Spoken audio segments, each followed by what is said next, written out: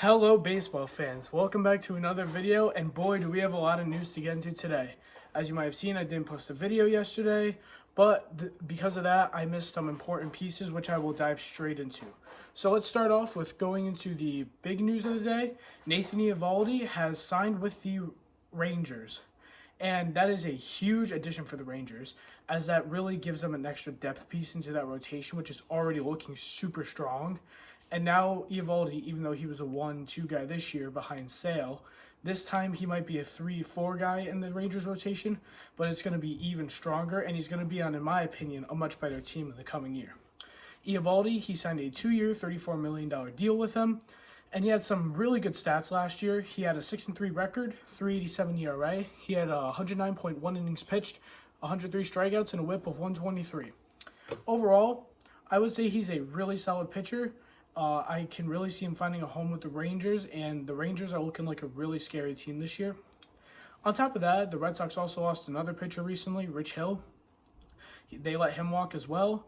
Rich Hill signed with the Pirates on an $8 million one-year deal, and he is officially not with the Red Sox anymore. He had solid stats last year. He had an 8-7 record. He had a 4.27 ERA with 124.1 innings pitched.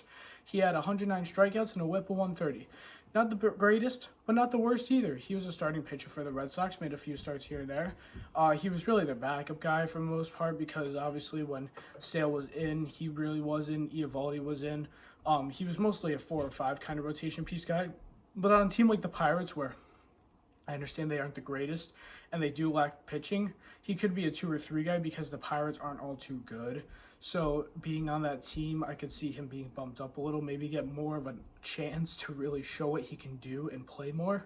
So I could see this turning out really well for Rich Hill compared to being on a team like the Red Sox, and possibly being just able to show more than he has in the past. Next, the Red Sox did actually sign a starting pitcher, and I do not blame them. If they didn't sign Corey Kluber, then they really wouldn't have any pitching in general. The former Ray and Yankee has signed a 1-year, $10 million deal with the Red Sox. He is tearing through the AL East teams like they're nothing. Just seems like it. Last year, he didn't put up the best year, didn't put up the year like before with the Yankees where he threw the no-hitter. He had a 10-10 record, a 4.34 ERA, 164 innings pitched, 139 strikeouts, and a whip of 121. I mean, they're not terrible stats. With a Rays team that struggled compared to the year before, and yes, I understand the Rays made the playoffs, but it wasn't nearly the performance they put up like 2021. Kluber honestly didn't pitch terribly, and on top of that, he is getting older, so signing him to a 1-year deal kind of makes sense, as who knows, he could have a down year this year, or he could have a bounce back year. They could try and bring him back in 2024. So signing Kluber was a pretty good chance by the Red Sox to really add depth into a very needed starting pitching staff that's struggling now, with Sale possibly getting swapped, Eovaldi's gone, Rich Hill's gone, and it can only get better in my opinion from there. So signing Kluber is a start to what could be a long-term rebuilding, and I could see this going kind of well for the Red Sox. I mean, just getting Kluber isn't going to do much. Kluber's going to be a 2 guy, most likely behind Sale, when in my opinion he should really be a 4, maybe 3 guy at best. And honestly, Kluber isn't what he used to be, so it's not a bad pickup, but at the same time, it's not the greatest. Let's move on. I missed this information. This is from the 24th. Craig Kimbrell signed with the Philadelphia Phillies on a 1-year, $10 million deal. Now, Craig Kimbrell was a really solid closer. He didn't have the greatest year with the Dodgers. He was inconsistent, kind of like Liam Hendricks. And overall, I would say it's a good signing. I mean, he pitched well for the White Sox. He pitched well for the Braves. He also pitched well, like I said, for the Dodgers. But it just wasn't what he used to be. So signing him to a 1-year deal kind of makes sense. And a Phillies bullpen, which was struggling a little bit last year, not necessarily in the postseason, but mostly in the regular season, adding Kimbrell could actually help with that. They signed Kimbrell, and he had a 6-7 record, 3.75 ERA with 60 innings pitched, 72 strikeouts, and a whip of 132. Overall, not bad stats. I mean, for a guy who pitches only 60 innings, comes in 1 or 2 innings at best as a closer or a setup man, That's really solid, and I could see this going really well for the Phillies, and I hope that they don't, or adding this bullpen piece really strengthens a needed bullpen that was struggling during the regular season. Next, let's move on to the Atlanta Braves. The Atlanta Braves have extended Sean Murphy's contract by 6 years. It was a 6 year, $73 million agreement, and we saw this, what they did last year, a similar agreement with a trade again from the A's with Matt Olson, where they extended him right after they signed him. Great move by the Braves to really just lock up the catcher, and it looks like they're turning into like half their lineup into the Oakland Athletics lineup, which not really, but still, signing Matt Olson, now Sean Murphy. Who's next? But Murphy, he's a really solid catcher, defensively and offensively. He has a couple golden gloves. He obviously, because of his phenomenal defense, and his offense isn't even that bad either. He has a .250 batting average from 2022, 18 home runs, 66 RBIs, and an OPS of 758. He's a solid catcher all around. One of the guys that you don't see much in the MLB anymore. All the catchers are either really good at hitting or really good at framing and defense. You don't have a balance. And a guy like Murphy who can do both between his gold gloves and what he's been doing on the plate, it's just amazing. And I honestly have to say, great move by the Braves. I understand they gave away their all-star catcher, Contreras. But at the same time, getting Murphy, who could be a future franchise player, is also a phenomenal move. And I could see this going very well for them and the Brewers, who received Contreras from the trade. Both teams I could see thriving in the catcher position now. Let's move on to the hot takes of the day. I have one main hot take, and I am going to say that the Los Angeles Dodgers are going to stay silent this offseason. They signed Noah Syndergaard to add depth into the pitching. I understand they lost Trey Turner, are in need of a shortstop, and I think the only way they aren't silent is if they sign Carlos Correa, and if they make that big money deal. But Carlos Correa, who now has failed another physical for the Mets, just doesn't make any sense.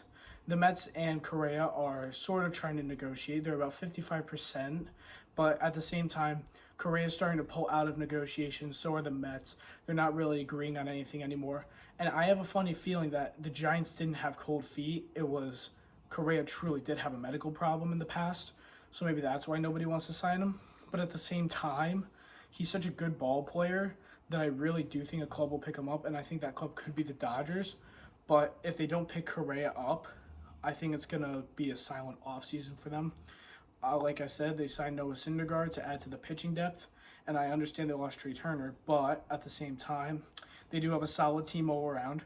They lost two main guys, Tyler Anderson too from their pitching, but they have most of their 110 winning team from last year, and that is a really, really solid team.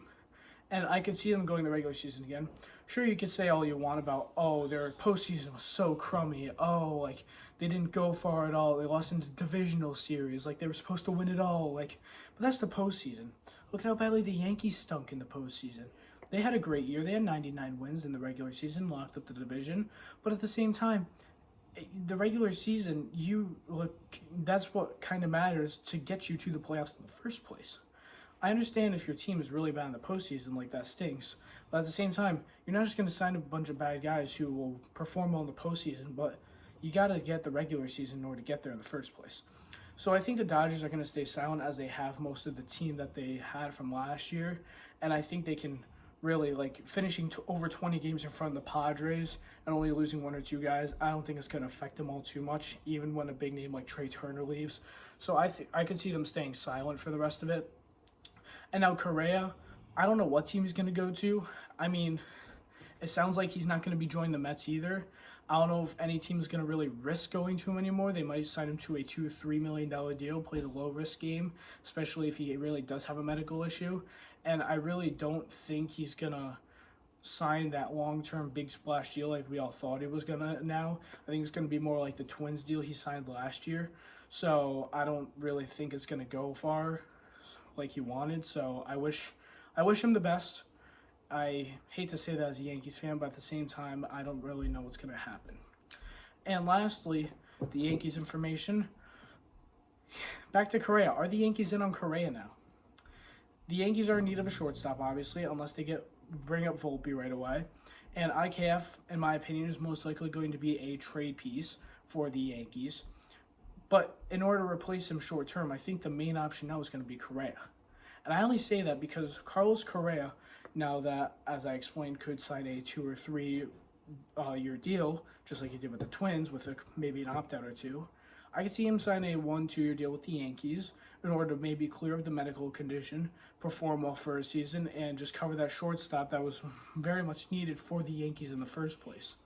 And that would be a decent signing in my opinion. I understand there's tension between the Yankees and any players from the 2017 Astros team, but at the same time, Correa would be a really solid shortstop offensively and defensively for the Yankees that we needed. And that would be a great pickup in my opinion. And lastly, there were some Mike Trout trade rumors going to the Yankees, which just doesn't make any sense to me. I don't see why the Angels would give up Mike Trout. I don't see why the Yankees would go for Mike Trout, seeing as he has a possible chronic back disease. Like, I don't think the Yankees would want to risk getting a guy like that. Sure, Mike Trout is one of, if not the greatest ball player of all time, but at the same time, I don't think we should go for him if there's a possibility he's going to have this medical condition, as it would take a lot to get him, and on top of that, getting him and then having him go out with this disease, like, that would just be not the greatest choice in my opinion. And so I don't think trading, sure, I would love to have him, but at the same time, I don't think it's a great idea for the long term in the future, as it could affect many players going out into the Angels, and what we get instead, like a Mike Trout who possibly just goes down with an injury and retires and is forced to quit, just wouldn't be ideal. But anyways, let me know your thoughts in the comments section. Let me know any reactions you have, any feedback to my video, anything I can improve on. Please like and subscribe, and I will see you all in the next one. Thank you.